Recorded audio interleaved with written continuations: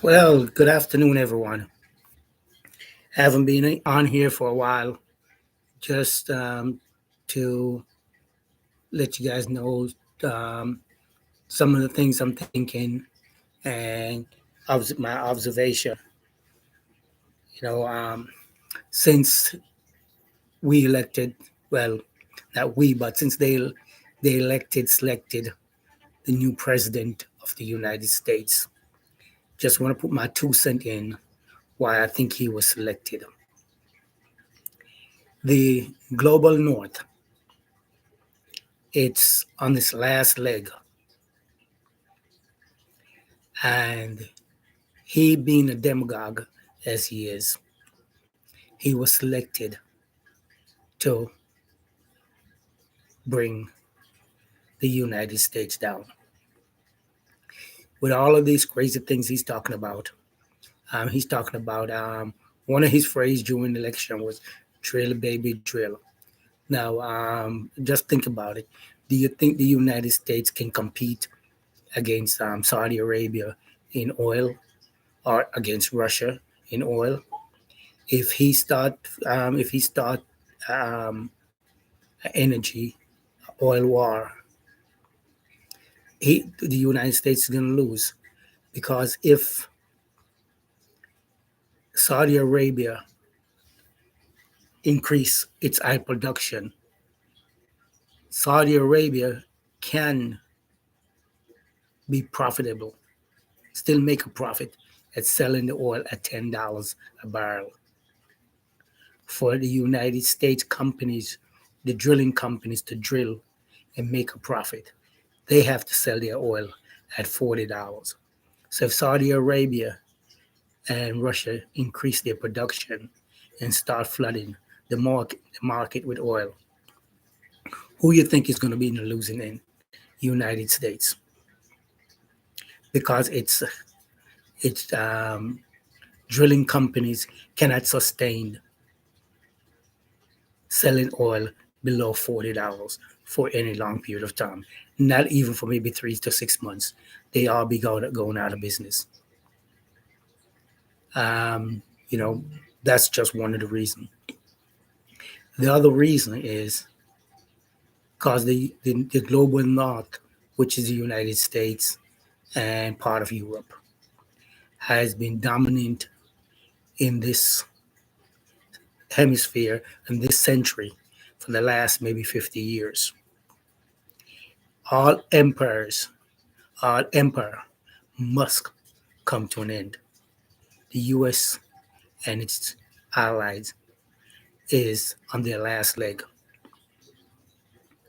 Trump was selected to see the falling of the United States.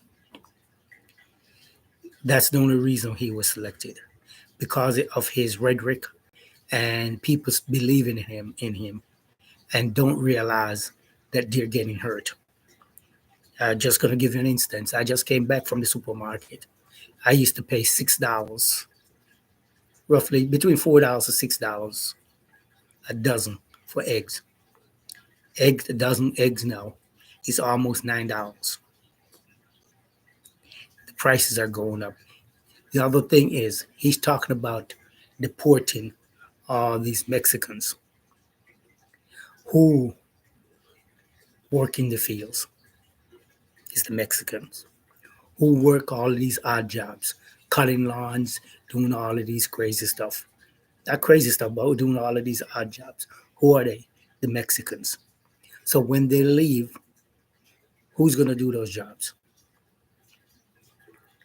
If Americans have to do those jobs, they're not going to take the pay that the Mexican were taking. No, they're not. And prices going to keep going rising. So people cannot afford to buy food. Then what's going to happen? People are going to start going out in the street. While the BRICS country, which is the global south, South Africa, Brazil, Russia, and I think it's some of the Arab country,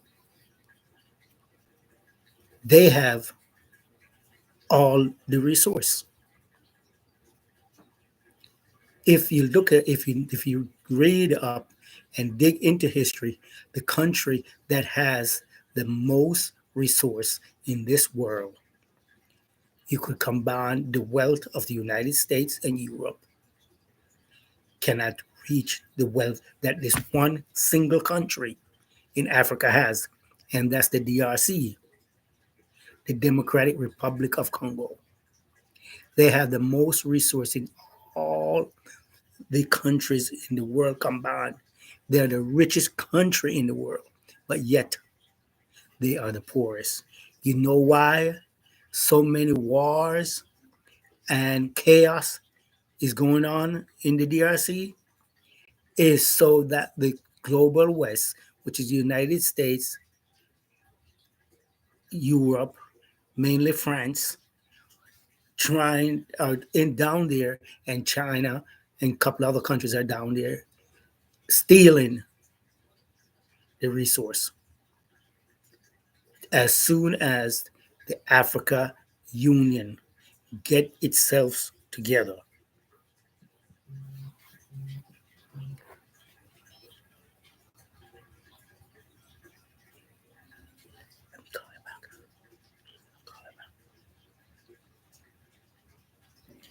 as soon as Africa get itself together, Africa is the richest continent.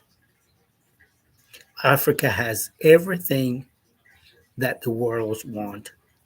All the gold, all the silver, all the uranium, all the cobalt, all think of all the minerals that needed to drive all these electronic components, all these electronic devices.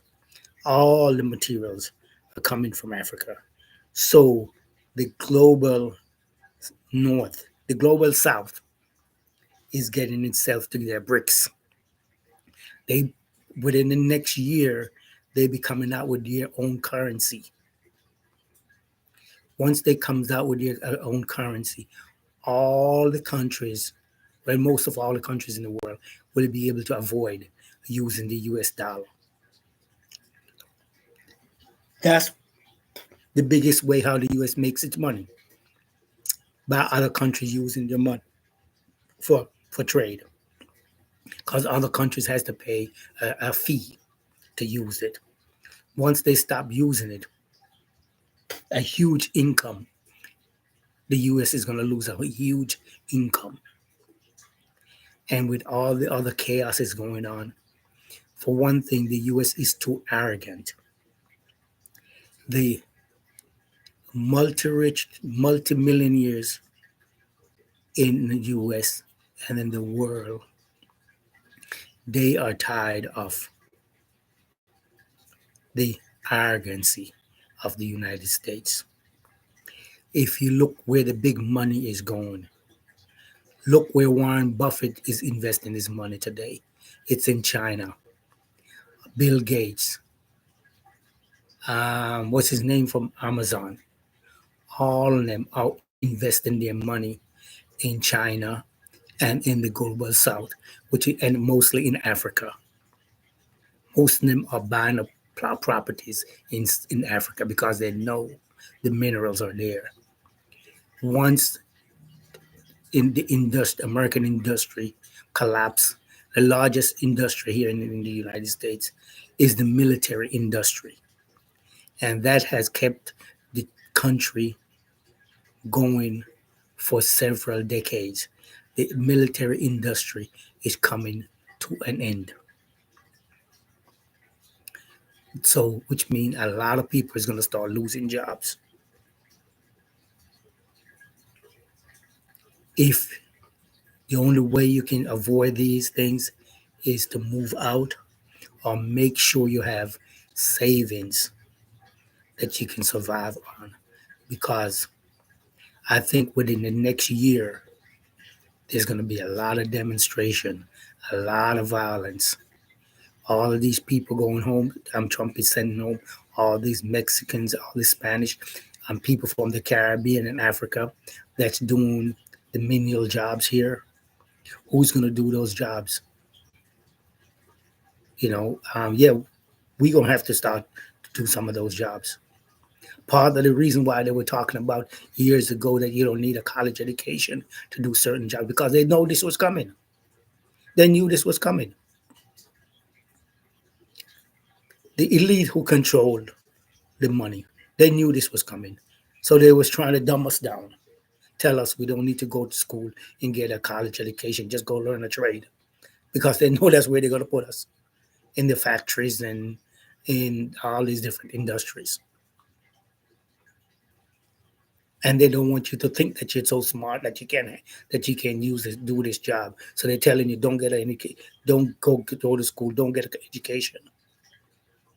But yet their kids are going to school and get education because they have the money and they control the world. Now, if BRICS can get itself together within the next 12 months, we're going to see a hell of a lot of changes. I'm talking about a hell a lot of changes because a lot of countries is going to avoid using the U.S. currency for trade because the BRICS is coming out with a new currency and they're allowing each country to do their trades and do their deals in their own currency. So if they're allowing you to do your trade in your own currency, you're getting the things you need cheaper anyway from China or India or Brazil. Why would you want to buy American stuff? Right now, China can build maybe a car for $12,000. The same car cannot be built in the United States for $12,000. Yes, it costs $20,000. Even if Trump put 25% tariff on their car, the car is still going to come out cheaper than what is being built in America. I want you to think about that.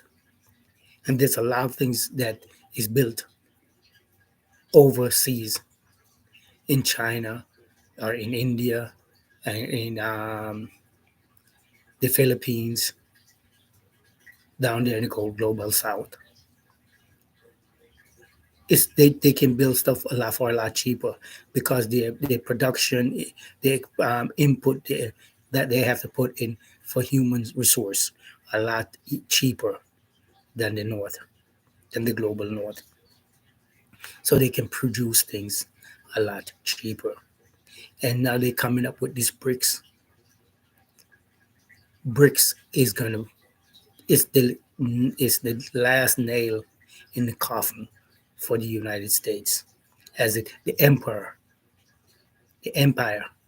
is coming to an end. I need you guys to think about it. Where did America get its land from? This vast amount of land it has. It bought Louisiana from the French.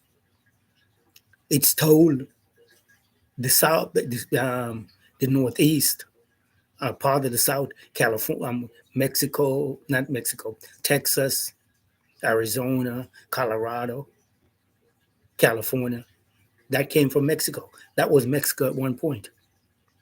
The reason why they have Texas is because Mexico was leasing land to the United States farmers, and the farmers were bringing slaves down there. In Mexico, at that point, Mexico had a law said no slaves.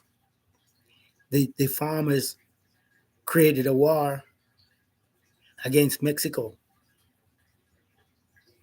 and because they were stronger, they beat Mexico and they took it.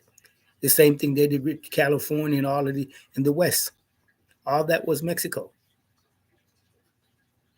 So the United States stole most of its land, well, all its land from other people. And now they're telling people to go home. Think about it. There was no white people here.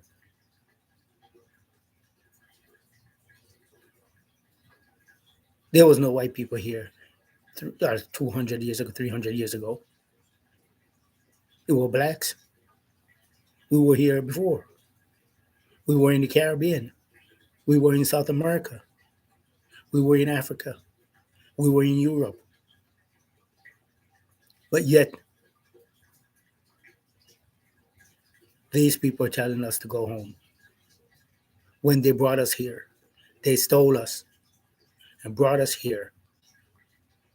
Now they're telling us to go home.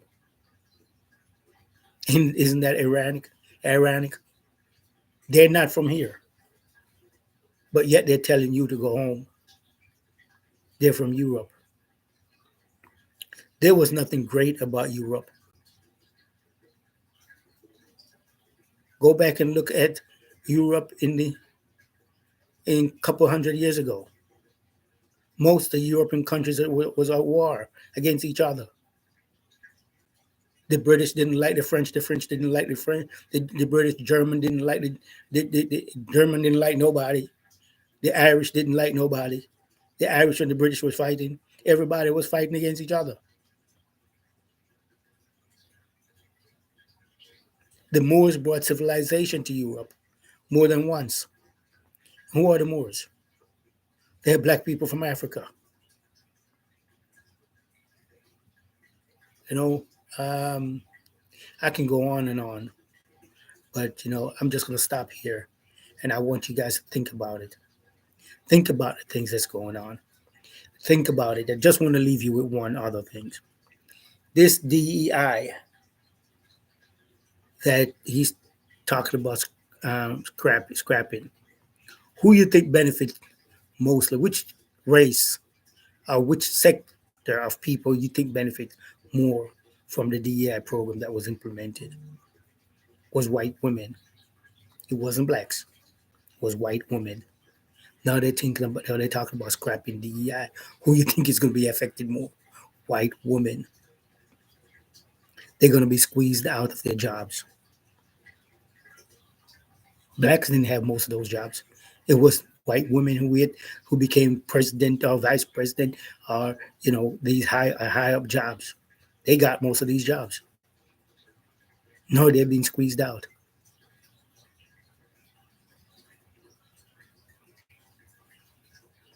So just sit back and I'm just going to sit back and watch everything that's unfolding. I'm originally not from here. I am a Jamaican, and I'm proud to be a Jamaican. My parents, my grandparents, great grandparents, and my mother's side came from India, and my father's side came from Africa. I was born in Jamaica, and if I have to go, I'm a U.S. citizen for several years, several years. If I have to go back, I have no problem in going back. I have no problem going back to Jamaica, going to Africa. I have no problem with doing that. Whichever one is fine with me. I'll be home. But I'm sorry for those who don't have nowhere to go. I can't go. I'm really sorry for those. And remember now, most of you were the ones who voted for him, even though I think that it was not avoidable. He was selected by the money class with all his rhetoric. He can do the things that they want him to do, and majority of the people here would believe in him and think that's not what he's doing. Just to give an instance, some people, when he started talking about he wanted to dismantle Obamacare, a lot of his followers didn't know that Obamacare, the real name for it was the Affordable Health Care. So when he started dismantling the affordable health care and they don't have no more health insurance, what are they going to say? He said that he was going to dismantle Obamacare, not my health care. They're not reading. They don't realize. They don't realized what he was talking, and he knew what he was doing. Donald Trump is not an idiot. He act like one, but he's not an idiot. He's from the money class. He's not an idiot. He may act stupid sometimes and talk some stupid shit, but he's not.